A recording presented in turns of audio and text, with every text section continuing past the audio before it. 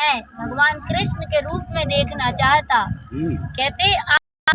कहते अपन कलयुग बैठा मार कुंडली, जाऊं तो कहाँ जाऊं, आज हर घर में रावण बैठा, इतने राम कहाँ से लाऊं।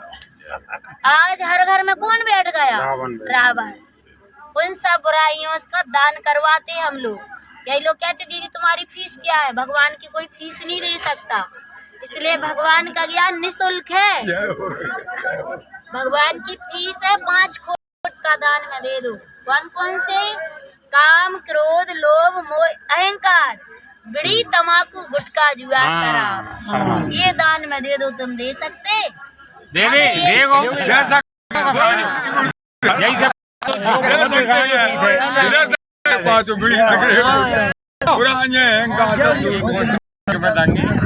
अपन यज्ञ करते, व्रत करते हैं, यज्ञ में बैठे हैं, तो भगवान क्या कहते? बुराइयों का व्रत करिए ना। आज हम झूठ बोलते हैं, जैसे सुबह से हम कहते हैं कि हम झूठ नहीं बोलते, और सुबह फोन आया किसी का, किसी ने कहा कि भाई सब कहाँ है, तो क्या बोलते?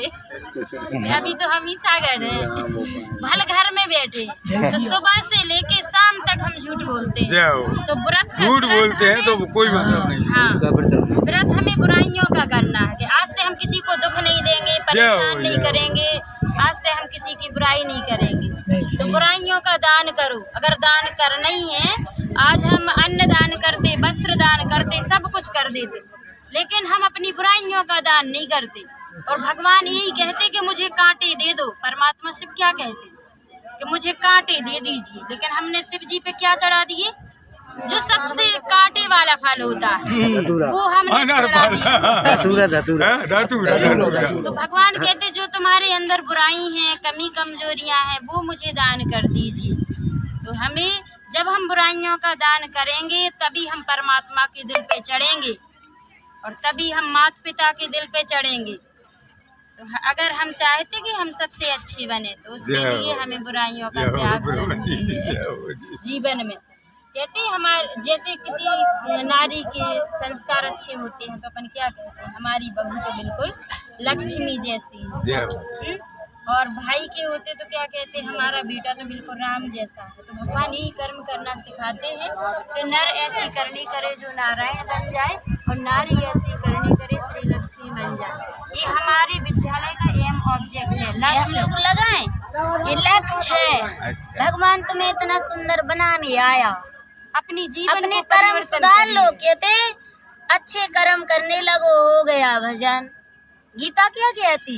ये अर्जुन कर्म योगी को असलम, कर्म नहीं छोड़, कर्म करते हुए तू मुझे ध्यान कर। एक संत थे और एक मंदिर था, संत जी उस मंदिर की पूजा करते थे। बैठो रे,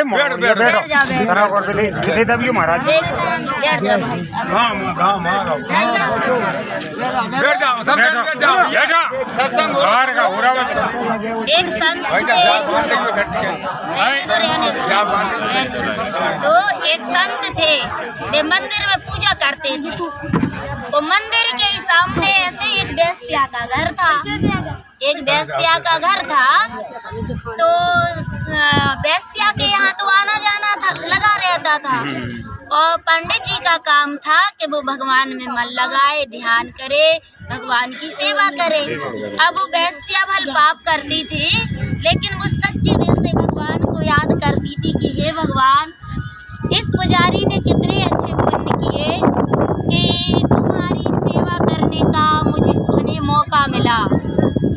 देखो तुम्हारी रात दिन सेवा कर रहा है, और मैंने ऐसे कौन से कर्म किए कि जो मुझे पाप ही पाप करने पड़ रहे। आ रहा हूँ, अभी आ रहा हूँ। तो एक दिन संत जी की भी हो गई मृत्यु, वैश्या की भी हो गई। तो संत को आए धर्मराज लेने, और वैश्या को आए देवता लेने। तो अब संत कहने लगा कि भगवान ये तुमने क्या किया? ये तो तुमने भेदभाव कर दिया। तो कहा कि क्यों? तो कहा कि देखो मैंने तुम्हारी जीवन में पूरी सेवा की, और तुमने धर्मराज को भेजे ले आवे। तो उन्होंने कहा कि तुमने तन से करी सेवा, लेकिन मन तो तुम्हारा पाप कर रहा होगा, क्योंकि तुम पूरे टाइम वेश्या को देख रहे थे। बताओ। आ रहा हूँ मैं, कहाँ कह रहा है? वैश्या को देख रहे थे तुम पूरे टाइम। हैं? ये बताओ वो वैश्या कितने पाप कर रहे हैं। हाँ मैं अबे आ रहा हूँ, चल